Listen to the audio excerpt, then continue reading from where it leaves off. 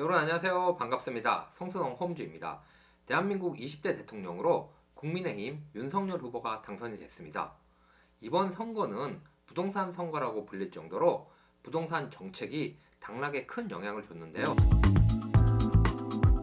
아무래도 야당 후보가 당선이 됐으니까 현 정부와는 어떤 정반대 정책을 펼칠 것으로 예상이 됩니다. 하지만 윤석열 후보가 내놓은 공약 중에는 법 개정이 필요한 부분도 많아서 민주당의 어떤 반대가 부딪힐 것도 같고 논란도 있을 것 같은데요.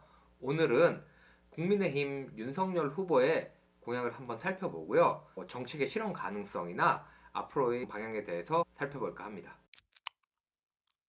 첫 번째는 공급에 관한 내용입니다. 공급은 250만 호 주택을 공급하겠다 이렇게 말씀을 하셨는데요.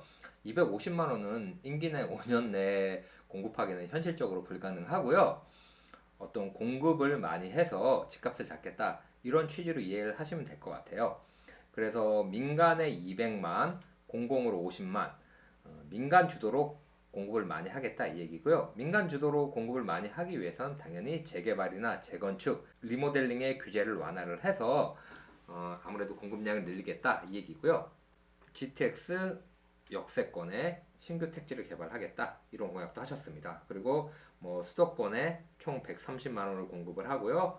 분양가 상한제도 공공만 일부 유지하고 재건축이나 재개발 같은 민간에는 다 폐지를 한다고 하셨습니다. 그리고 반값 공급이나 용적률 상한 같은 부분은 그냥 기본적인 내용이니까 참고하시면 좋을 것 같습니다. 두 번째는 1기 신도시에 관한 내용입니다. 1기 신도시는 다 아시다시피 분당, 일산, 삼본, 중동, 평촌 이렇게 5군데인데요.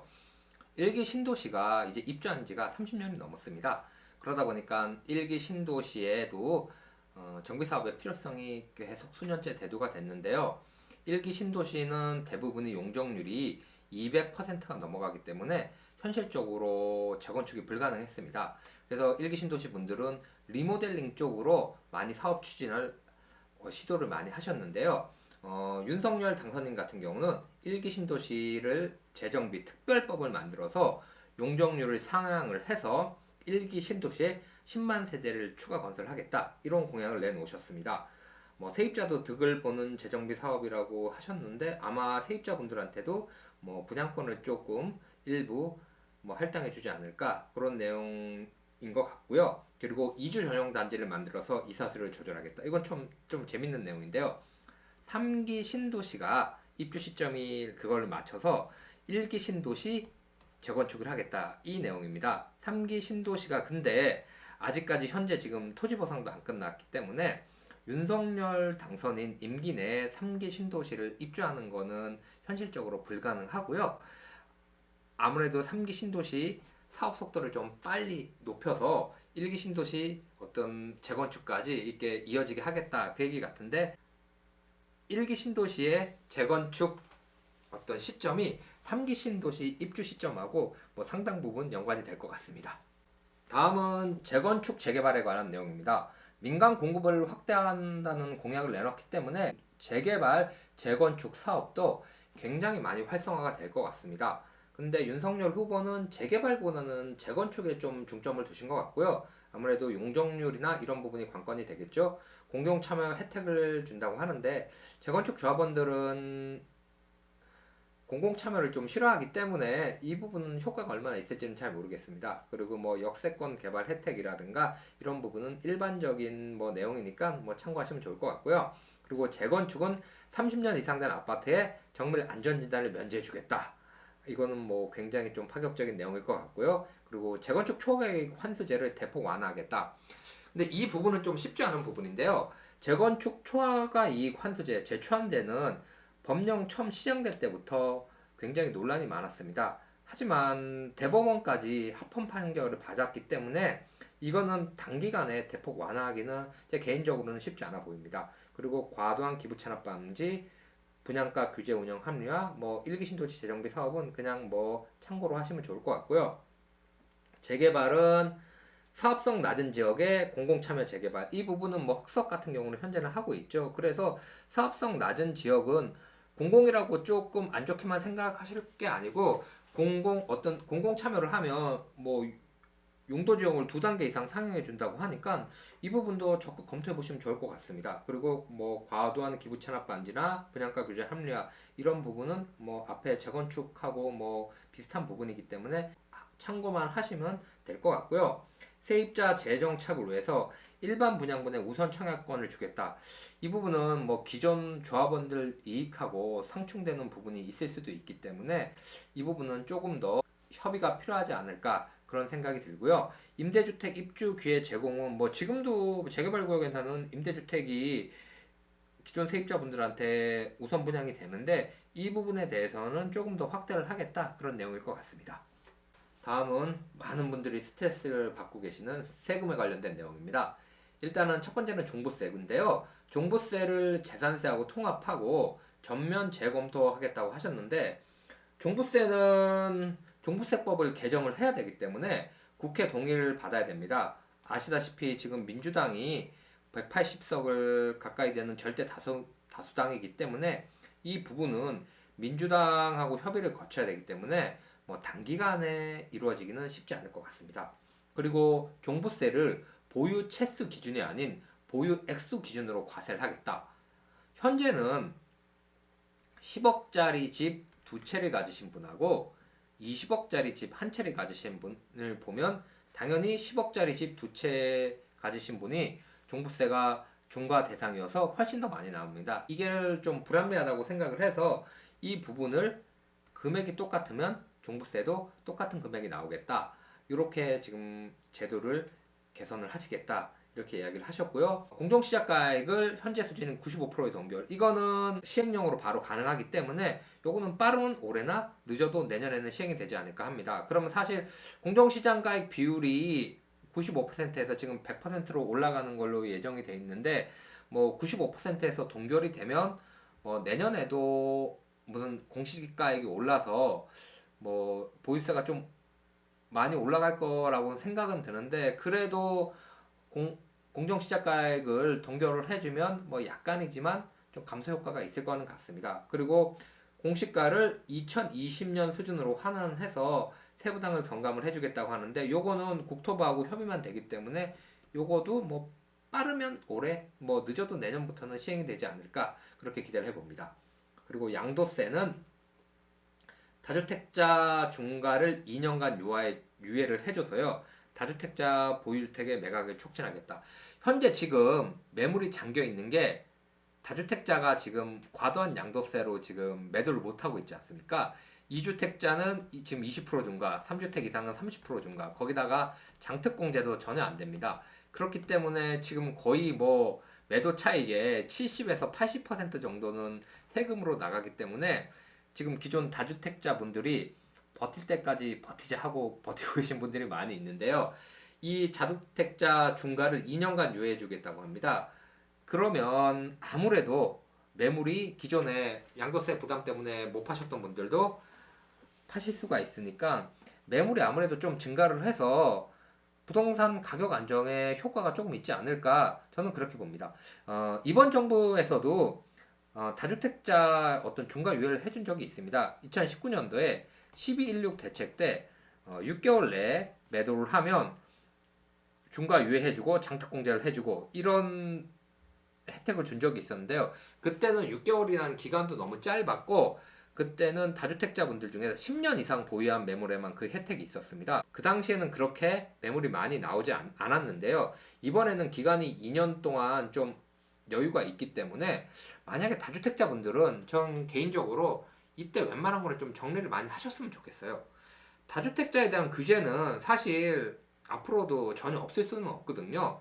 그렇기 때문에 이런 기회가 어떻게 보면 마지막 기회일 수도 있고 또 안 올 수도 있기 때문에 다주택자 분들은 좀 소위 말하는 못난이나 좀 이런 매물 같은 경우는 가급적 좀 정리를 하고 그래도 아직까지는 똘똘한 한 채 어떤 그런 방향으로 가는 게 뭐 제 생각에는 좋을 것 같습니다.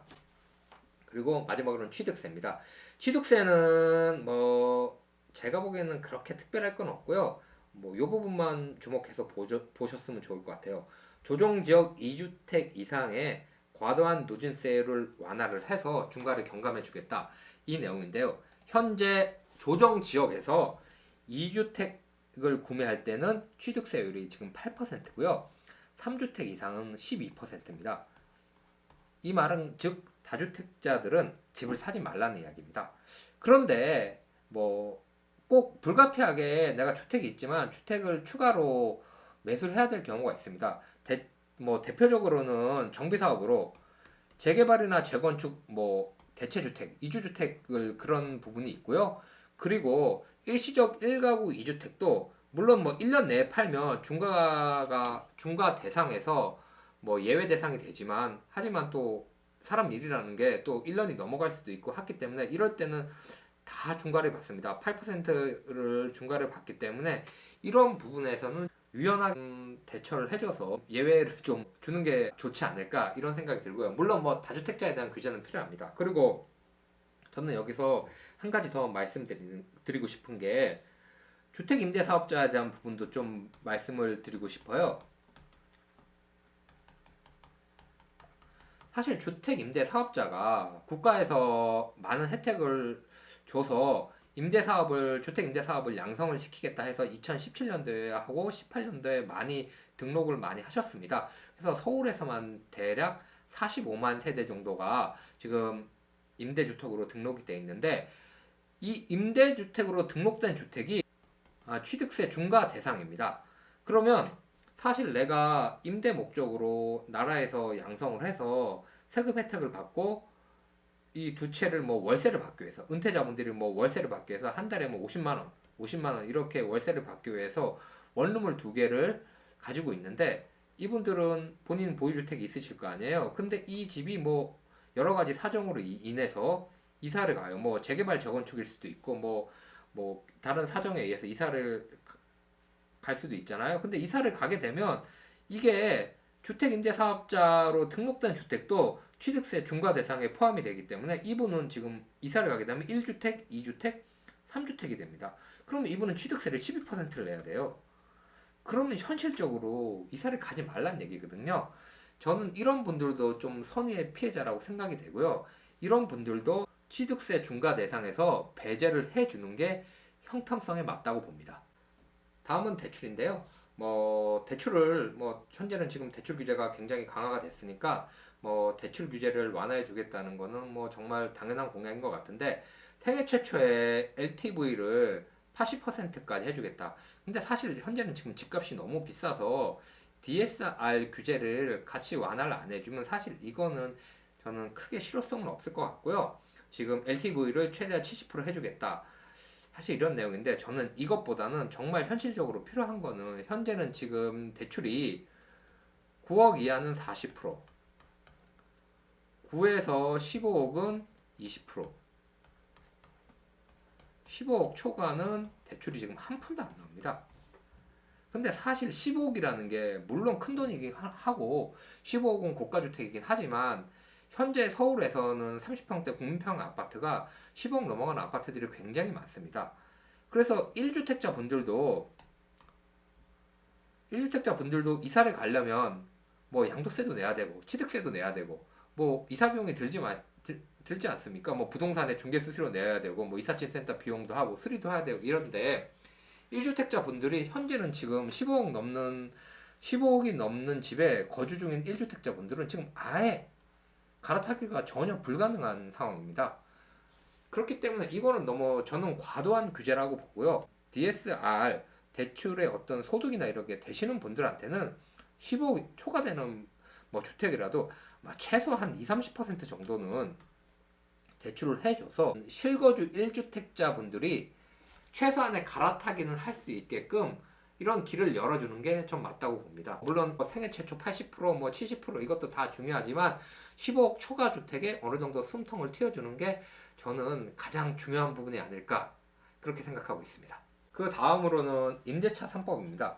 가장 중요한 2+1을 폐지를 하고 종전에 환원하겠다 이런 공약을 하셨는데요. 사실 2+2는 20년 8월에 시행할 당시에 굉장히 많이 혼란스러웠습니다. 임대인이 실거주 할 경우에 갱신을 거부할 수 있다 어떤 이런 내용 때문에 많이 분쟁의 여지도 있고 혼란스러웠는데요. 지금은 물론 올 8월에 또 돼봐야 알겠지만 현재로서는 지금 임대차 시장이 그때에 비해서 굉장히 많이 안정된 분위기거든요. 근데 지금 안정돼 가는 분위기에서 또다시 임대차법을 폐지를 하면 그때 못지않은 혼란이 더 올 거는 같고, 기본적으로 임대차 3법이 어떤 시행하는 타이밍이나 방법이 잘못된 거지, 취지 자체는 저는 세입자들한테 도움이 되는 굉장히 좋은 법이라고 생각이 되거든요. 그래서 이 부분은 가급적 좀 유지는 시키되 보완하는 방법으로 해서 유지를 계속 하는 게 임차인들한테 더 큰 도움이 되지 않을까, 그렇게 봅니다. 물론 뭐 집값 안정도 중요하지만 또 임차인의 거주 안정성도 중요하기 때문에 주택 정책에는 그 부분도 중요하잖아요. 그래서 제 개인적인 바람은 2+1을 폐지보다는 좀 수정 보완하는 방향으로 가는 게 임대차 시장의 혼란을 더 줄일 것 같습니다. 마지막으로 등록임대사업자 지원입니다. 참 주택임대사업자 분들이 좀 뒤통수를 좀 세게 맞으셨어요. 그 처음에 17년도, 18년도 이 당시에는 뭐 나라에서 혜택을 줄 테니까 만회해라 했는데, 지금은 또 그 이후에는 이게 투기의 주범이다 그렇게 해가지고 지금 상당 부분 폐지가 됐습니다. 근데 윤석열 후보 같은 경우는 등록임대사업자를 이전처럼 활성화시키려는 그런 공약을 내놓으셨어요. 지금 2018년도 9.13 대책 이후로 지금 주택임대사업자 제도는, 아파트는 지금 현재 신규 등록이 아예 불가능하고요. 지금 4년, 8년짜리는 다 없어지고 지금 10년짜리로만 남았습니다. 그리고 기존의 혜택이었던, 가장 큰 혜택 중에 하나였던 종부세 합산 배제하고요. 양도세 중과 배제가 지금 다 폐지가 됐습니다. 그렇기 때문에 현재는 주택임대사업자에 등록하는 메리트가 그렇게 크지는 않습니다. 근데 주택임대사업자 제도도 사실 세입자한테 굉장히 도움이 되는 좋은 제도인데, 이거를 아파트를 주택임대사업자에 포함을 시켜서 다들 아파트를 갭 투자하는데 꽃길을 깔아준 겁니다. 애초에 아파트를 주택임대사업자에서 빼고 뭐 원룸이나 투룸, 뭐 오피스텔 이런 소형 수익형 부동산만 주택임대사업자 등록하면 혜택을 줬으면 이 부분에서 임차인분들이 굉장히 많은 혜택을 봤을 겁니다. 근데 지금은 오히려 이런 혜택이 없어지니까 현재 원투룸이나 오피스텔 같은 게 공급이 많이 줄어들고 있습니다. 그래서 저는 아파트를 제외한 원룸, 투룸, 뭐 빌라, 주거용 오피스텔 이런 부분에서 9.13 대책 이전 수준으로 양도세 중과 배제하고요, 종부세 합산 배제를 해서 주택임대사업자를 활성화시켜야 된다고 보고요. 아까 말씀드린 취득세 중과 대상에서도 배제를 해줘서 이런 주택들이 더 많이 공급이 돼야 저는 젊은 분들이 주거 사회 초년생들 같은 20, 30대 젊은 분들이 주거 안정에 더 많이 기여가 될 거라고 보고요. 소형 아파트 신규 등록 허용은 민간 임대주택법을 개정을 해야 됩니다. 국회 동의가 필요한 부분이기 때문에 이거는 쉽게 되기는 힘들 것도 같고요. 만약에 된다고 해도 이 부분은 25평 이하, 전용 60제곱미터면 25평 아파트잖아요. 25평 아파트의 가격을 굉장히 자극할 여지가 굉장히 크다 봅니다. 갭 투자가 예전처럼 굉장히 성행하게 돼서 25평 아파트의 가격을 폭등시킬 우려가 있기 때문에 이 부분은 저는 개인적으로 반대를 하고요. 만약에 좀 시행을 하더라도 정책 시뮬레이션을 잘 하셔가지고 부작용을 최소화하는 방향으로 시행을 해 주시기를 부탁을 드리고 싶습니다. 지금까지 윤석열 당선인의 부동산 공약을 살펴봤습니다. 현재 대한민국의 많은 분들이 뭐 무주택자, 1주택자, 다주택자 할 거 없이 부동산에 대해서 스트레스를 많이 받고 있습니다. 그래서 부동산 정책을 잘 하셔서 국민들의 부동산 스트레스를 좀 줄여주시기를 부탁드립니다. 네, 오늘 준비한 영상은 여기까지고요. 다음번에는 더 좋은 내용으로 인사를 드리겠습니다. 마지막으로 오늘 영상이 좋으셨다면 구독, 좋아요 부탁드립니다. 고맙습니다.